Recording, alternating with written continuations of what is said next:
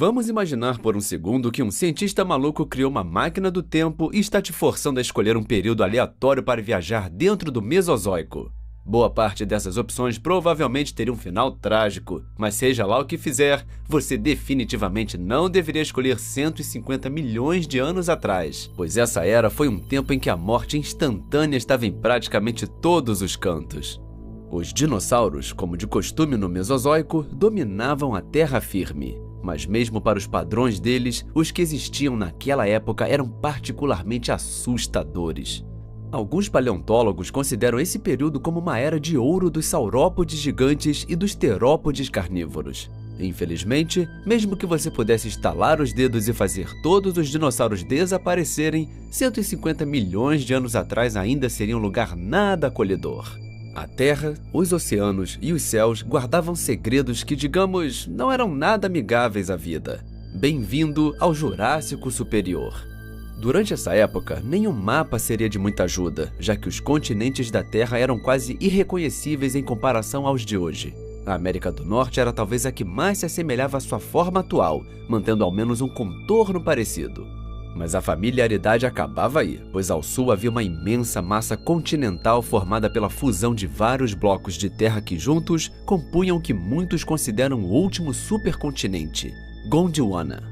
Essa antiga massa de terra era composta pela América do Sul, Península Arábica, Índia, Antártida e Austrália, formando o maior continente do Jurássico Superior, que cobria cerca de 1/6 de toda a superfície da Terra e, vista do espaço, pareceria um enorme aglomerado de terra contínua. Surpreendentemente, nem mesmo Gondwana era o continente mais diferente da época. Esse título pertencia à Laurásia, outro continente gigantesco formado pela Europa, Groenlândia e partes da Ásia. Diferente do restante do planeta, Laurásia era quase toda coberta por águas rasas e extensas, que dividiam e isolavam grandes porções de terra, fazendo com que as regiões que hoje conhecemos fossem formadas por inúmeras ilhas menores. A Europa, em especial, era um paraíso insular que não se parecia em nada com o continente atual. Sua posição geográfica também era bem diferente. Ela ficava muito mais próxima da América do Norte do que está hoje. Enquanto isso, a China estava situada ao lado do Irã e da Turquia, mas muito distante da Índia. Evidentemente, a geografia da Terra era bastante confusa, para dizer o mínimo. Felizmente, porém, a oceanografia do Jurássico Superior era um pouco mais simples, já que apenas 2 grandes oceanos existiam, o Pacífico e o Tétis. O Tétis já era um oceano antigo naquela época, com mais de 100 milhões de anos de existência. Ele cobria o hemisfério oriental e havia passado recentemente por forte atividade tectônica, o que elevou suas águas e aumentou o nível do mar, submergindo grandes partes da Laurásia. Mesmo com esse impulso, o Tétis ainda era menor que o Pacífico, mais jovem, com cerca de 50 milhões de anos, mas já dominando todo o hemisfério ocidental e continuando a se expandir com o tempo. O Jurássico Superior também marcou o surgimento de outro corpo d'água bem conhecido, o Oceano Atlântico. Na época, porém, ele ainda se parecia mais com o mar interior, quase totalmente cercado por terra. Suas águas também eram muito mais quentes do que as atuais, e essa era uma tendência global naquele período. A temperatura média dos oceanos girava em torno de 32,1 graus Celsius, cerca de 25% mais quente que a atual. Mesmo nas partes mais profundas do Pacífico, a água parecia morna, em torno de 17 graus Celsius, equivalente à temperatura de água de torneira. Esse aumento nas temperaturas é frequentemente atribuído à intensa atividade tectônica da época, que teria resultado em vulcões extremamente ativos, liberando enormes quantidades de CO2 nas águas. Atualmente, os paleontólogos conhecem alguns desses vulcões extintos, entre eles o maior vulcão já identificado na Terra, o Tamo Massif. Essa estrutura colossal está localizada a cerca de 1.600 quilômetros a leste do Japão e cobre mais área de fundo oceânico do que o estado da Califórnia, elevando-se quase o dobro da altura do Monte Santa Helena. Durante a sua fase ativa, o Tamo Massif teria tornado os oceanos mais ácidos e aquecido a atmosfera, levando a condições mais quentes também em terra firme. Há 150 milhões de anos, esse foi muito provavelmente o período mais quente de todo o Jurássico, com uma temperatura média diária de cerca de 20 graus Celsius, quase 15% mais alta do que a atual. Com esse calor, a Terra vivia condições climáticas que não experimentava havia cerca de 50 milhões de anos, e tanto o hemisfério norte quanto o hemisfério sul abrigavam grandes extensões de biomas áridos, incluindo desertos e savanas, que podiam ser ambientes bastante severos para os animais, especialmente porque muitos apresentavam estações secas bem definidas, em que secas intensas não eram raras. Perto do Equador, as coisas se tornavam um pouco menos extremas, à medida que os ecossistemas secos davam lugar a vastas florestas tropicais exuberantes, que cobriam a maior parte do norte da África. No entanto, as condições mais amenas não eram encontradas ali, mas sim nas regiões polares, que naquela época não eram tundras congeladas, e sim biomas temperados, semelhantes aos da Europa Central moderna. Na verdade, fazia tanto calor nos polos que não existiam calotas polares nem geleiras. Como resultado, a vida era incrivelmente abundante. Mesmo nos climas áridos mais próximos do Equador, a vida encontrava um jeito de prosperar. E algumas das formações fósseis mais ricas conhecidas vieram justamente dessas regiões inóspitas. Os dinossauros, especificamente, floresciam atingindo níveis de diversidade nunca antes vistos. Entre todos os grupos que habitavam a Terra, terópodes, saurópodes, neornitísquios e dinossauros blindados, esses 4 eram os mais bem estabelecidos, com várias espécies de cada grupo convivendo em um mesmo ecossistema, o que resultava em uma complexidade raramente vista durante o Mesozoico. O melhor exemplo disso é a Formação Morrison, uma vasta biosfera norte-americana que se estendia por 13 estados e era composta por savanas áridas, florestas e áreas de vegetação rasteira. Até o momento, mais de 40 espécies de dinossauros já foram identificadas ali, incluindo pelo menos 10 espécies de terópodes, quase todas grandes o suficiente para caçar animais do tamanho de um ser humano. Diferentemente do Cretáceo, os carnívoros dominantes da Formação Morrison não eram tiranossauros, que ainda não haviam evoluído, mas sim membros da família Allosauridae. O mais abundante deles era o Allosaurus, comumente apelidado de o Leão do Jurássico por sua aparência impressionante. Ele era um predador praticamente imparável, com dentes afiados como navalhas e uma mordida cortante capaz de causar sangramento intenso, o que lhe permitia caçar uma ampla variedade de herbívoros. Estudos sugerem que ele até podia caçar em grupo. De qualquer forma, o Allosaurus dominava as terras, representando cerca de 75% de todos os fósseis de carnívoros encontrados. Com números assim, seria natural imaginar que fosse um animal pequeno e abundante, mas não. O Allosaurus era um gigante pelos padrões atuais, com adultos pesando em média 1,7 tonelada e medindo cerca de 8,5 metros de comprimento. Isso o tornava um dos maiores predadores terrestres da época, mas curiosamente, ele não era o maior. Esse título pertencia ao Saurophaganax, que também viveu na América do Norte. Assim como o Allosaurus, ele fazia parte da família Allosauridae, podendo chegar a 5 toneladas, o equivalente a quase 4 girafas adultas. Além da classificação, ele era semelhante ao Allosaurus em muitos aspectos. Ambos possuíam braços robustos, garras afiadas, dentes serrilhados e cristas distintas, mas diferiam no formato das vértebras e, claro, no tamanho corporal. Junto desses dois, ainda havia outros carnívoros que também habitavam a Formação Morrison, entre os mais conhecidos, o Ceratosaurus, o Torvosaurus e o misterioso Edmarca rex. Os dois últimos pertenciam à família Megalosauridae e eram igualmente gigantescos, mais comparáveis em tamanho ao Saurophaganax do que a outros carnívoros.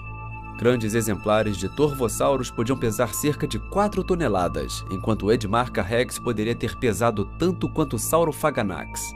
O Ceratosaurus, por outro lado, embora feroz, era bem menor do que esses gigantes, com adultos grandes pesando o equivalente a ursos polares. Ainda assim, longe de ser pequeno. Muitos, no entanto, o consideram o azarão do Jurássico, ignorando sua agilidade e sua mordida letal, que o tornaram um predador extremamente bem-sucedido. E a maioria também esquece que o tamanho colossal era a exceção, não a regra, já que a maior parte dos predadores da Formação Morrison era média como o Ceratosaurus, ou até menor. Por exemplo, Troodontídeos e parentes primitivos dos tiranossaurídeos compunham a maior parte desses pequenos carnívoros, que raramente ultrapassavam a altura da cintura de um ser humano. Isso pode fazer você se perguntar como predadores tão pequenos conseguiam sobreviver em um ecossistema dominado por gigantes. E a resposta é simples: especialização. Em vez de competirem entre si, os carnívoros ocupavam nichos ecológicos diferentes, como exemplificaram o Ceratossauros e o Allosaurus. O primeiro era encontrado próximo a corpos d'água, enquanto o segundo preferia áreas abertas e terrestres. Essa separação ajudava a manter o equilíbrio em um ambiente rico em terópodes. Mas a paz nem sempre era possível, já que a América do Norte, assim como boa parte do planeta, era frequentemente afetada por secas severas que levavam quase todos os animais à violência. Restos fósseis indicam altos índices de canibalismo, lutas entre terópodes e necrofagia intensa. Nesses momentos, ser menor era uma vantagem, pois significava precisar de menos calorias para sobreviver, algo que também se aplicava aos pequenos herbívoros, formados principalmente por neornitísquios. Mais de 5 espécies desse grupo são conhecidas de 150 milhões de anos atrás, mas 2 das mais comuns eram o Driosaurus, do tamanho de uma onça, e o Camptosaurus, maior, pesando cerca de meia tonelada. Apesar da diferença de tamanho, ambos tinham dietas semelhantes, compostas por plantas rasteiras e compartilhavam a mesma desvantagem, a falta de defesas reais, contando apenas com a velocidade como plano A, B e C para escapar dos predadores. Esse problema, no entanto, não era comum entre os outros herbívoros, já que muitos se tornaram formidáveis para afastar os terópodes. Um exemplo é o icônico Stegosaurus, o maior herbívoro não saurópode da época, com adultos excepcionais atingindo 9 metros de comprimento e 5,5 toneladas. Além disso, ele também possuía o famoso Tagomizer, que apesar de parecer engraçado, era terrível para predadores em potencial, pois se tratava de um conjunto de grandes espinhos ósseos presos à ponta da cauda, transformando-a em uma arma potente capaz de perfuração óssea em predadores, algo comprovado pelos restos de um Allosaurus azarado. E o Stegosaurus não era o único herbívoro com bom recurso de defesa. Surgia então o Mimorapelta, um dos anquilossauros mais antigos conhecidos. Ele era consideravelmente menor que seus descendentes posteriores, com adultos pesando apenas 562 quilos, mas já possuía a armadura pesada características dos anquilossauros, formada por osteodermos que cobriam todo o dorso. Esses osteodermos variavam de tamanho e, em alguns casos, tinham bordas afiadas, especialmente nas áreas mais vulneráveis. Infelizmente, a armadura não era o mesmo que um Tagomizer, e numerosos fósseis desse anquilossauro mostram sinais de predação por terópodes. Esse destino provavelmente também atingiu outros dinossauros blindados da época, incluindo outro anquilossauro, o Gargoyleosaurus, e o Stegosaurídeo Alcovasaurus. A essa altura você talvez já esteja cansado de ouvir falar de tantos dinossauros, mas para realmente deixar claro que esse foi um dos períodos de ouro dessas criaturas, não dá para esquecer os mais abundantes de todos, os saurópodes.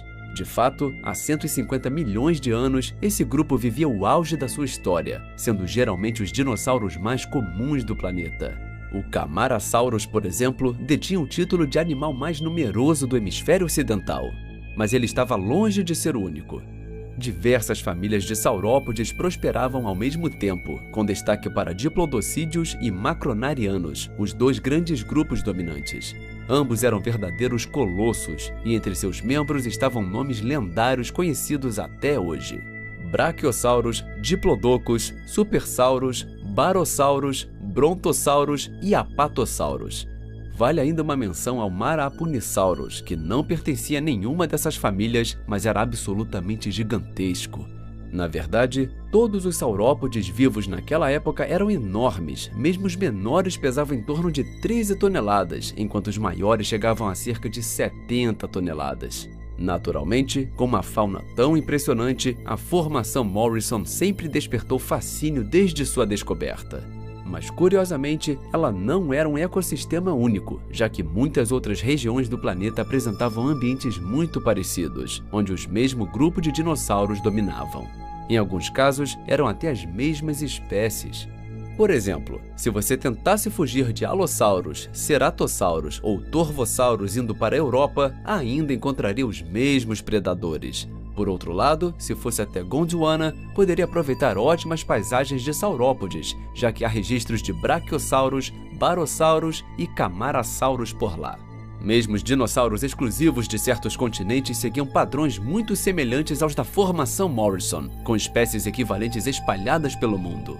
Um exemplo é a Tanzânia, que abrigava o girafa titã, um saurópode gigantesco que desempenhava o mesmo papel ecológico do Brachiosaurus. Na mesma região também vivia o Kentrosaurus, um estegossaurídeo parente próximo dos Stegosaurus e que cumpria uma função similar no ambiente. Na Europa, a história se repetia. Havia saurópodes como o Oceanotitã e estegossaurídeos como Dacentrurus, ambos espalhados pelas terras do continente. A diferença entre Gondwana e Europa, porém, era a presença de uma nova família de terópodes, ainda não vista na América do Norte nem em qualquer lugar, os Carcharodontosauridae. Eles se caracterizavam por espinhas neurais altas, braços proporcionalmente grandes e crânios longos e estreitos. O mais antigo e primeiro a evoluir desse grupo foi o Veteropristisaurus, que vivia na Tanzânia, pesava até 1,65 tonelada e provavelmente caçava uma mistura de estegossauros e saurópodes jovens. Curiosamente, na China, que na época não ficava muito longe da Europa, nenhum Carcharodontosaurídeo foi encontrado. Em vez disso, o continente abrigava seu próprio predador dominante, o Yangchuanosaurus. Seguindo a tendência da época, ele era um terópode monstruoso, quase tão longo quanto o maior Torvosaurus, e podia pesar até 3,4 toneladas, sendo o maior predador de toda a Ásia. De longe, seria fácil confundi-lo com Allosaurus, já que os dois eram parentes próximos e compartilhavam muitas características físicas, mas não pertenciam à mesma família. O Yangchuanosaurus era, na verdade, um Metriacanthosaurídeo, termo que em grego significa lagartos de espinhas moderadas, o que faz sentido, já que sua principal característica eram justamente espinhas dorsais de tamanho intermediário. Fora essa peculiaridade, a Ásia era novamente muito parecida com o resto do mundo, dominada pelos 4 grandes grupos principais, cada um com múltiplas espécies. Entre os mais conhecidos estavam Mamentissaurus, Yingtianosaurus, Danosaurus e Lechansaurus. E não eram apenas os dinossauros que fariam seus olhos se arregalarem. O Jurássico Superior também abrigava uma grande variedade de animais não dinossauриanos, entre os quais os mais dominantes eram os crocodiliformes. Assim como os dinossauros, eles existiam em diversos tamanhos e ocupavam vários tipos de habitats, embora fossem em geral bem menores em comparação. A maioria, como o Amphicoleus, de tamanho semelhante ao de um jacaré, era semi-aquática, caçando peixes, anfíbios e tartarugas que viviam por perto. Mas havia também alguns totalmente terrestres de aparência quase perturbadora, como o Alopus, que possuía membros longos e delgados, o que lhe conferia um visual estranho e inquietante. Felizmente, você não teria muito com o que se preocupar. O Alopus era uma criatura minúscula que raramente ultrapassava a altura de uma bota e se alimentava principalmente de insetos e pequenas presas. Outros crocodiliformes terrestres também eram pequenos, resultado direto de viverem à sombra dos dinossauros. E outro grupo que enfrentava o mesmo problema de tamanho eram os nossos próprios ancestrais, os Mamaliaformes. Nessa época, eles já existiam havia mais de 100 milhões de anos e estavam bem adaptados a diferentes estilos de vida. Fósseis mais antigos mostram que alguns já conseguiam planar, escalar árvores e até viver parcialmente na água. Suas dietas também eram variadas. Alguns eram herbívoros, outros carnívoros e alguns onívoros, como Guimarotodon, que pode ter se alimentado de carniça de dinossauros. Ainda assim, como todos os mamaliaformes do período, ele era muito pequeno, não maior que um mussaranho moderno, o que os tornava quase imperceptíveis em meio a tantos gigantes. Apesar disso, havia um grupo que, embora não fosse exatamente gigantesco, era impossível de ignorar: os pterossauros. Eles já haviam dominado os céus cerca de 80 milhões de anos antes desse período e voavam praticamente sem rivais. Curiosamente, seus fósseis são raros, mas amplamente distribuídos, o que indica que conseguiram colonizar boa parte do planeta com sucesso. Os pterossauros do Jurássico Superior pareciam preferir habitats costeiros e marinhos, onde se alimentavam de peixes, insetos, moluscos e carniça. Há hipóteses de que os maiores pterossauros poderiam até caçar pequenos animais terrestres, e o maior de todos era o Lusognathus. Esse pterossauro viveu na Europa e era um verdadeiro leviatã em comparação com seus parentes contemporâneos, com uma envergadura estimada em 3,6 metros e dentes longos e retos, o que talvez lhe permitisse caçar outros pterossauros, já que a maioria era menos da metade do seu tamanho. Como rei dos céus, o Lusognathus não tinha muitos motivos para se preocupar, embora não estivesse completamente sozinho. Junto com pterossauros, dinossauros semelhantes a aves também haviam conseguido tomar os céus. Naquele tempo, eles ainda eram raríssimos e recém-chegados ao voo ativo, com apenas uma espécie conhecida do período, o Archaeopteryx. Esse dinossauro é extremamente importante para a paleontologia, por ser o primeiro avialano conhecido capaz de voo ativo. Existem outros possíveis candidatos a esse título, datados de 165 milhões de anos atrás, mas muitos paleontólogos ainda discutem sua classificação.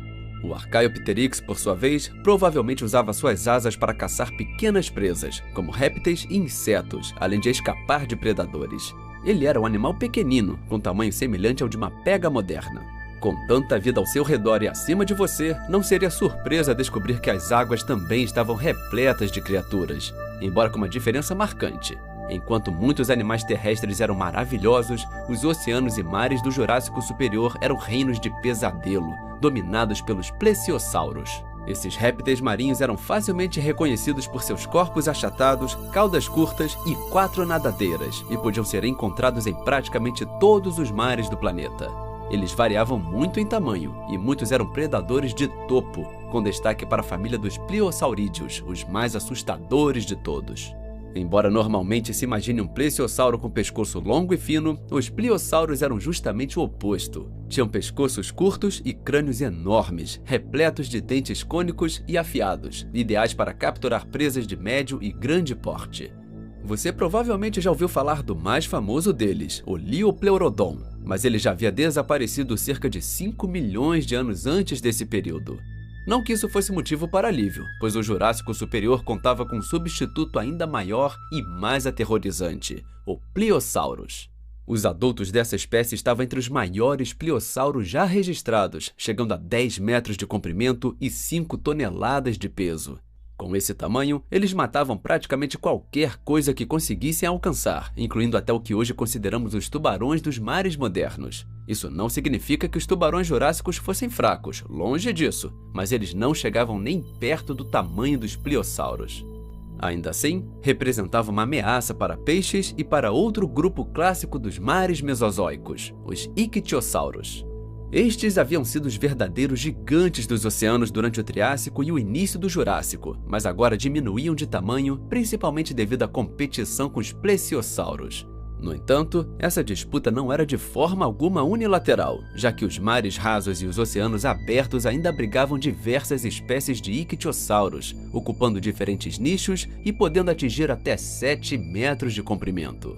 Curiosamente, os ictiossauros triássicos eram quase 4 vezes maiores, o que hoje tornava verdadeiros monstros marinhos. Mas se isso ainda não for o bastante para te causar calafrios, o Jurássico Superior guardava mais uma surpresa capaz de povoar seus pesadelos, os talatossuquianos, também conhecidos como crocodilos marinhos.